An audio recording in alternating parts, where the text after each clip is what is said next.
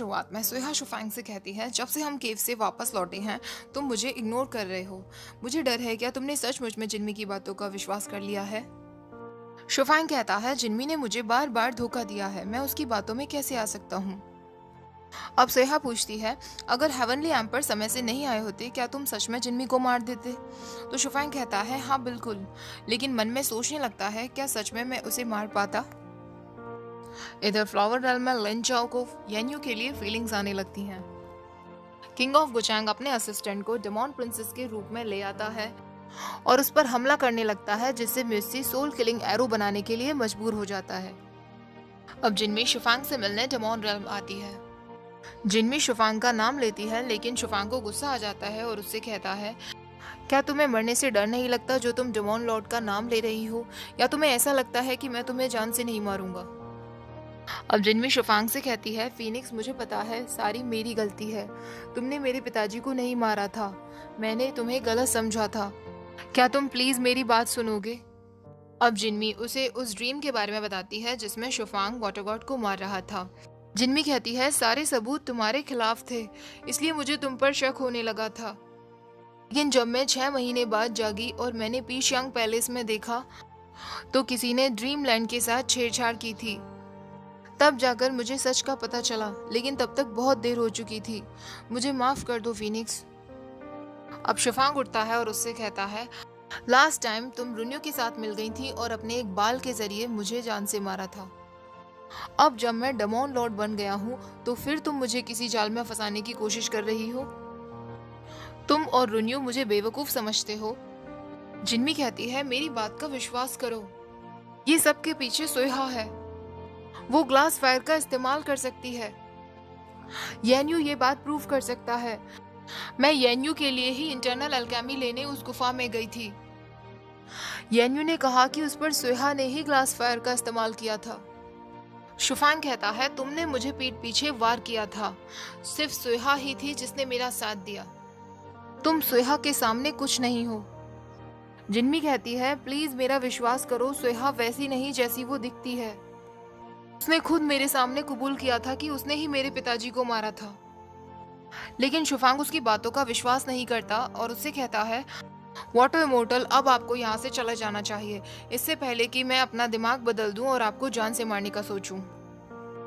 Demon princess अपने पिता से कहती है, म्यूसी ने प्रॉमिस किया था कि हम दोनों 6 जून को शादी करेंगे, वो जरूर आएगा। किंग ऑफ ब्यानचैंग शादी की बात सुनकर शॉक्ड रह जाता है, लेकिन डेमोन प्रिंसेस की खुशी के लिए वो म्यूसी को ढूंढने में उसकी मदद करता है। जिनमी सुहा के पास आती है। सुहा उससे कहती है, शुफैंग अब तुम्हें नहीं चाहता, वो सिर्फ मुझ पर विश्वास करता है, तुम्हारे पिता के साथ जो भी कुछ हुआ उसमें तुम्हारी ही गलती है। अगर तुम शुफैंग का पीछा छोड़ देती तो मुझे तुम्हारे पिता के साथ ऐसा नहीं करना पड़ता। क्या तुम मुझे यहाँ जान से मारने आई हो? अगर तुम कोशिश भी करोगी तो फिर से शुफैंग मुझे बचा लेगा। जिनमी कहती है, तुम गलत हो, मैं यहाँ तुम्हें जान से मारने नहीं आई, मैं तुम्हें बताने आई हूँ कि मैं जल्दी ही सबके सामने तुम्हारा सच ला कर रहूंगी, मैं तुम्हें शुफैंग को हर्ट नहीं करने दूंगी। सुहा कहती है, शुफैंग को मैंने कभी हर्ट नहीं किया, वो तुम थी जो बातों में आ गई और शुफैंग को तुमने जान से मार डाला, मैं हमेशा शुफैंग के लिए सब कुछ त्याग करने के लिए तैयार हूँ। जिनमी उसका कोई जवाब नहीं देती और वहां से चली जाती है। इधर डेमोन प्रिंसेस अपनी शादी की तैयारियां शुरू कर देती है और म्यूसी का इंतजार करती रहती है। म्यूसी भी दीवार पर लिखकर दिन काउंट करना शुरू कर देता है। जिनमी फ्लावर लैंड वापस आती है तो वो लौहू से कहती है, मेरे पिता और आंट लिंशू की मौत मेरी वजह से हुई है, मैंने ही शुफैंग को गलत इल्जाम में मार दिया, जिससे अब वो मुझ पर बिल्कुल विश्वास नहीं करता। तभी लिंचाओ आकर बताती है कि फ्लावर रैम से सारे फ्लावर्स गायब हो रहे हैं। जिनमी को पता चल जाता है कि शुफैंग ने उसकी ट्रू फॉर्म की पत्ती का इस्तेमाल किया है। वो सोचने लगती है शायद शुफैंग को उसकी बातों पर विश्वास हो गया है, तो वो डेमोन रेल्म वापस जाती है। इधर शुफैंग जिनमी की दी हुई पत्ती का इस्तेमाल सुहा के लिए करता है और डेमोन रेल्म में काफी सारे फ्लावर्स खिल जाते हैं। अब शुफैंग सुहा को एक फीनिक्स फ्लावर देता है। जिनमी ये सब देख रही होती है। शुफैंग को पता चल जाता है कि जिनमी भी वहां मौजूद है। जिनमी को याद आता है कि किस तरह उसने अपनी ट्रू फॉर्म से पत्ते निकालकर शुफैंग को दी थी। शुफैंग सुहा से अगले महीने की 15 तारीख को शादी करने के लिए कहता है। ये सुनते ही जिन्मी को दुख होता है और वो कहने लगती है, शुफांग क्या तुम्हें पता है ये पत्ती मैंने अपनी ट्रू फॉर्म से दी थी? क्या तुम्हें पता है कि इस औरत ने ही मेरे पिता को मारा है? अब शुफांग उसके पास आता है और उसे वो पत्ती देते हुए कहता है, तुम्हारा गिफ्ट सच में बहुत सुंदर है, लेकिन मैं इसका इस्तेमाल कर चुका हूँ, अब इसे वापस देने का समय आ गया है।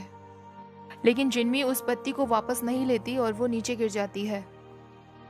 जब जिन्मी उसे उठाने लगती है तो शुफांग को बहुत दुख होता है, लेकिन वो वहां से जाने लगता है। अब जिन्मी उससे रोते रोते कहने लगती है, शुफांग मैं तुमसे प्यार करती हूँ।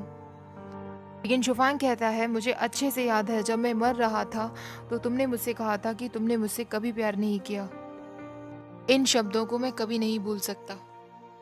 जिन्मी कहती है, क्योंकि मेरे अंदर बचपन से ही लवलेस पिल थी, मुझे नहीं पता था कि प्यार क्या होता है।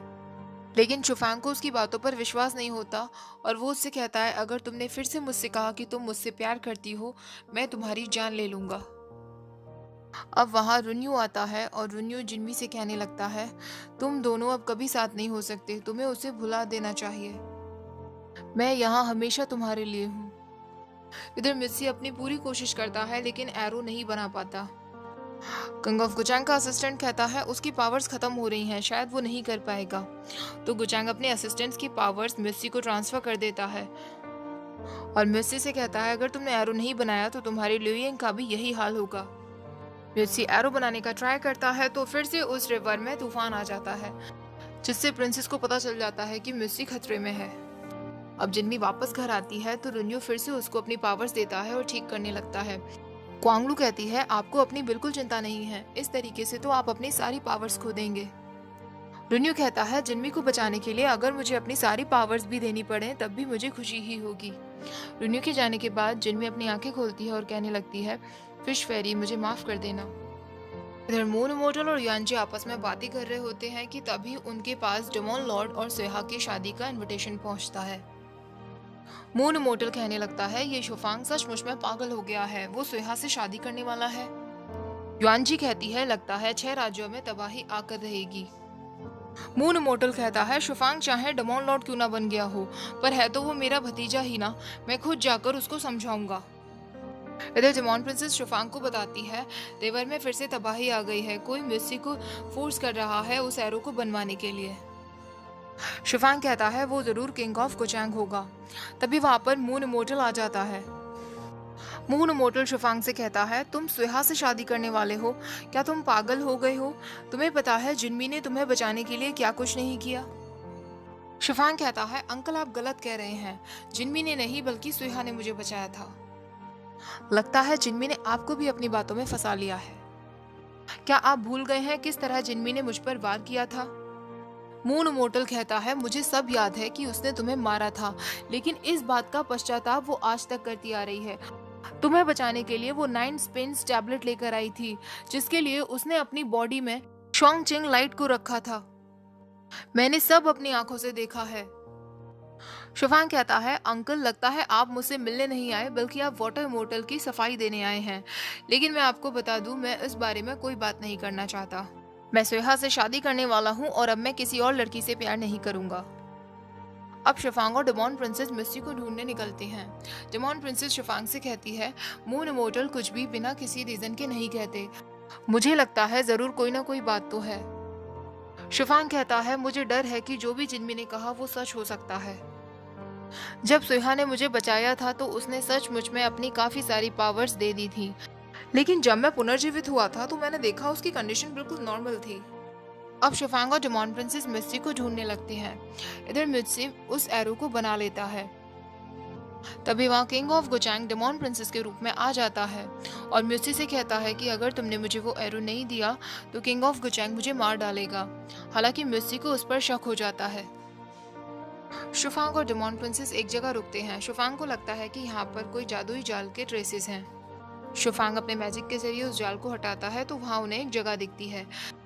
जब वो अंदर पहुंचते हैं तो वो देखते हैं किंग ऑफ गुचांग राख में बन चुका था। डेमोन प्रिंसेस को पता चल जाता है कि यहाँ पर मिस्सी था और शायद मिस्सी ने ही किंग ऑफ गुचांग को मारा होगा। फ्लैशबैक में दिखाया जाता है जब किंग ऑफ गुचांग डेमोन प्रिंसेस बनकर मिस्सी के पास गया था तो मिस्सी को पता चल गया था और उसने उस एरो से उस पर हमला कर दिया था। म्यूसी अपनी पूरी एनर्जी को खो चुका होता है, लेकिन फिर भी वो डेमोन प्रिंसेस के साथ किए हुए अपने वादे को पूरा करने के लिए उसकी तरफ बढ़ने लगता है। इधर जिनमी फाइनली रुन्यू से शादी करने के लिए मान जाती है। रुन्यू बहुत खुश हो जाता है। जिनमी कहने लगती है, हम तीनों में से कम 2 लोग तो खुश हैं, शायद यही हैप्पी एंडिंग है। अब रुन्यू यही बात क्वांगलू को बताता है कि फाइनली जिनमी ने उससे शादी करने के लिए हाँ कर दिया है। क्वांगलू उसके लिए खुश होती है, लेकिन अंदर ही अंदर वो दुखी होने लगती है, क्योंकि क्वांगलू हमेशा ही रुन्यू को पसंद करती थी। अब 6 जून आ चुकी थी और डेमोन प्रिंसेस शादी के जोड़े में म्यूसी का इंतजार कर रही थी। किंग ऑफ ब्यानचैंग उससे कहता है, क्या तुम जिंदगी भर उसका इंतजार ही करती रहोगी? मुझे डर है कि उसके साथ कोई अनहोनी ना हो गई हो। तो डेमोन प्रिंसेस कहती है, ऐसा नहीं हो सकता। उसने मुझसे प्रॉमिस किया था कि वो 6 जून को आएगा और वो अपना प्रॉमिस कभी नहीं तोड़ता। और फाइनली म्यूसी अधमरी हालत में वहां आ जाता है। म्यूसी और प्रिंसेस डेमोन रॉल्म के नियमों के मुताबिक शादी करते हैं।